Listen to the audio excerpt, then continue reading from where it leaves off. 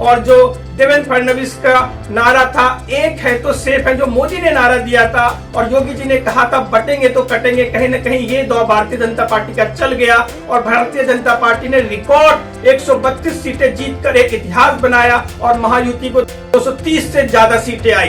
तो चलिए राजनीति के बाद हम बात करते हैं बांग्लादेश की, अपने पड़ोसी मुल्क की, जहां पर हिंदुओं पर, क्रिश्चियनों पर और अलग धर्मों के लोगों पर, बौद्धों पर बहुत अत्याचार हो रहे हैं। लेकिन जो वहां के एडवाइजर हैं, सरकार के चीफ एडवाइजर मोहम्मद यूनिस ने कहा है कि हिंदुओं के ऊपर जो अटैक का ये प्रोपेगेंडा चलाया जा रहा है, जो कि सच्चाई से कोसों दूर है, और शेख हसीना पर उन्होंने आरोप लगाया कि बांग्लादेश को वो काफी पीछे ले गई। और वही उन्होंने ये भी कहा कि इंटरनेशनल ट्रिब्यूनल में मामला चल रहा है, इसलिए अगर उसके बाद जो भी फैसला आता है भारत को शेख हसीना का प्रत्यर्पण कर देना चाहिए। बिल्कुल इस्कॉन टेम्पल के पुजारी को अरेस्ट किया गया है, लोग वहां मजबूर हैं, अपना चंदन टीका लगाने से भी बच रहे हैं। तो हमारे पड़ोस में हिंदू सुरक्षित नहीं है और दूसरे धर्म के लोग सुरक्षित नहीं है, तो ये किस ओर ले जाएगा बांग्लादेश को, ये देखने वाली बात होगी।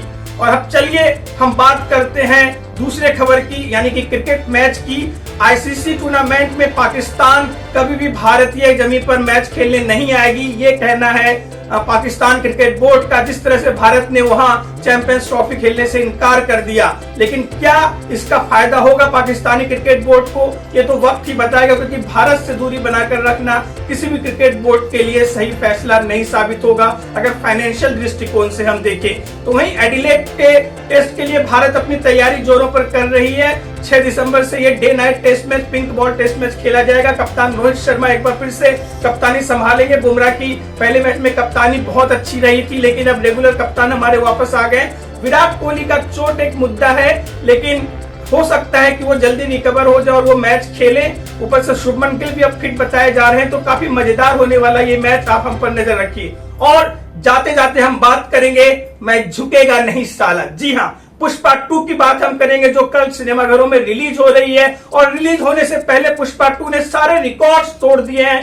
बॉक्स ऑफिस के कई भाषाओं में रिलीज हो रही पुष्पा फिल्म ने अपने जो एडवर्टीजमेंट की शुरुआत है, अपने कैंपेन की शुरुआत पटना को चूज किया था। एक डिफरेंट तरीके से उन्होंने अपना पब्लिसिटी किया था और ये पब्लिसिटी स्टंट बहुत काम आया। अलग अलग शहरों में इस फिल्म की पब्लिसिटी की गई और इतनी भाषाओं में रिलीज होने के बाद ऑलरेडी 52 करोड़ रुपए से ज्यादा के टिकट बिक चुके हैं अभी तक इस फिल्म के एडवांस बुकिंग में, और ये छप्पर पार कमाई करने वाली, इसमें तो कोई शक नहीं हो सकता है बाहुबली 2 के भी रिकॉर्ड को ये तोड़ दे। बनाए रखिए कुमार अभिषेक की खबर पर नजर, हम बताएंगे आपको हर खबर जो है आपके मतलब की, आपके समाज के मतलब की, हम सब के मतलब की। कुमार अभिषेक की खबर में आज के लिए इतना ही। हम सबको दीजिए इजाजत। गुड नाइट, शब्बा खैर, जय हिंद।